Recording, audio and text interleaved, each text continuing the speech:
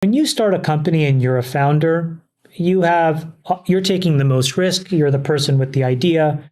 You should be justly rewarded for that. The way that happens economically in a company is you get founder shares. The basis of those founder shares are effectively zero. And you're able to do a bunch of structuring when you first start a company that gives founders specifically some incredible tax advantages.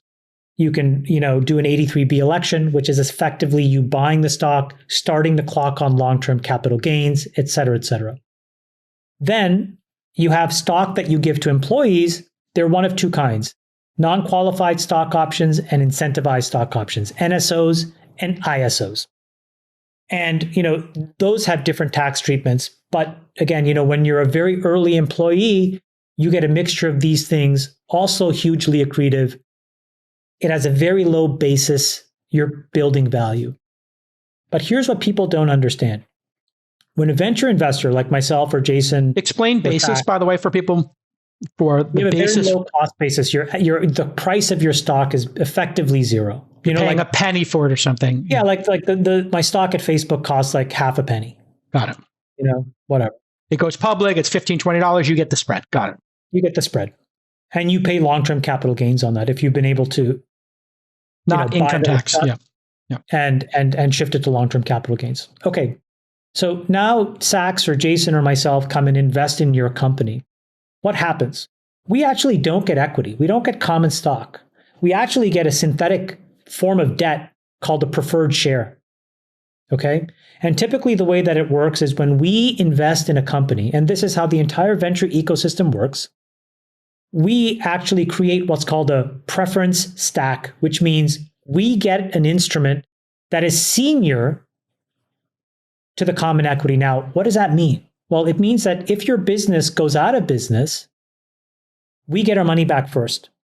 We also get an interest rate, and we're able to convert all of that at some point, the magical moment when a company goes public, into common stock, and we give up our preferred rights, and we now have the same instrument as everybody else when a company goes public. That's the typical mechanism. Why does that exist, by the way, the preferred shares? Maybe explaining the why. Why do VCs need that protection? To be honest with you, I don't know why it started, but it's a historical artifact of, the 1960s and 70s. I think I know why it started. Go ahead. Okay, so this got lawyered because let's say you start a company, and just to use some round numbers, a investor wants to give you $10 million to start the company, and for 10% of the company, $100 million valuation.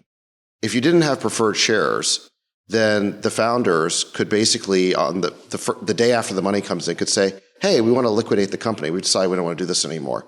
And they own 90% of the company, and they could basically then distribute out the 10 million to all the shareholders, and they would keep 9, and 1 million would go back to the investor. Correct. So that's why lawyers came up with this idea of seniority, so that, okay, if you disband the company with the investor's money still in there, it goes back first to the people who put in the money.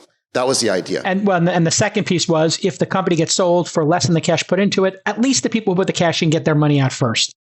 Right. So if it sells for 10 million, you get your 10 million back. Or if 11, you get 1 million after that. Yeah. So let's just say Jason does the first million. So now there's $1 million of preferred.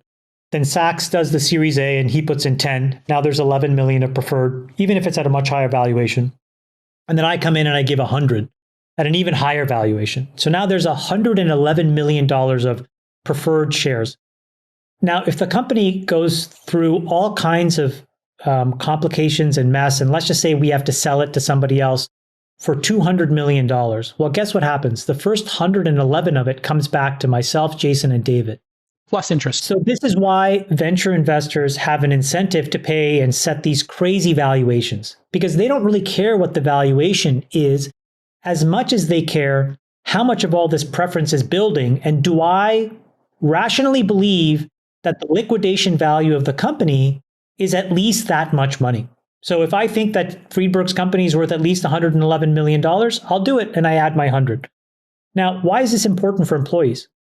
Before you join a startup, especially in this moment, I think it's very important for you to understand how much money have they raised, how much is this preference stack that exists, and do you believe that the company is going to be worth much more than that, because that's the only way that you're going to actually participate in the equity.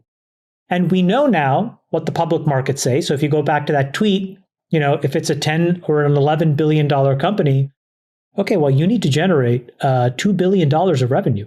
And if you're at 100 million, that means you have to 20x the revenue for the valuation to be worthwhile, for you to believe that this valuation is real.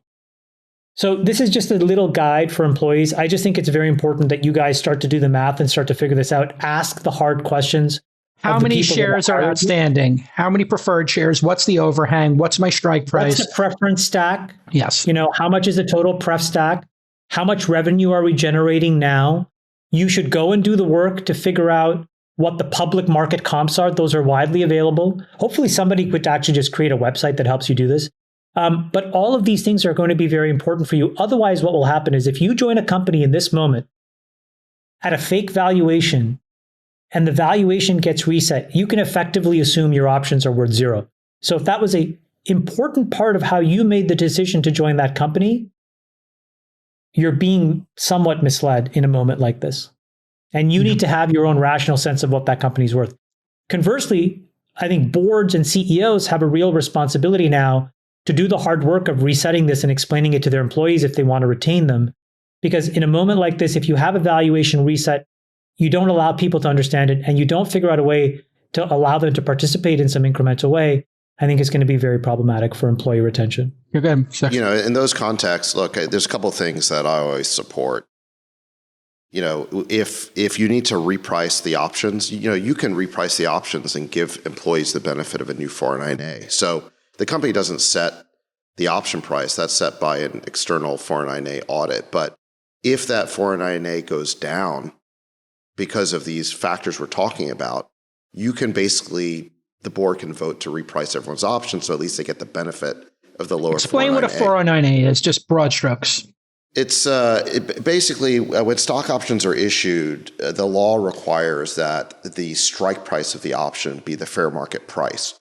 And because of some accounting shenanigans a while back that got companies in trouble, it is now the case that companies don't determine their own fair market price. They go out and you get some external auditor to do a 409A audit, and then the 409A, that gives you the fair market price. And specifically, it's the fair market price of the common stock, because what investors are buying is the preferred.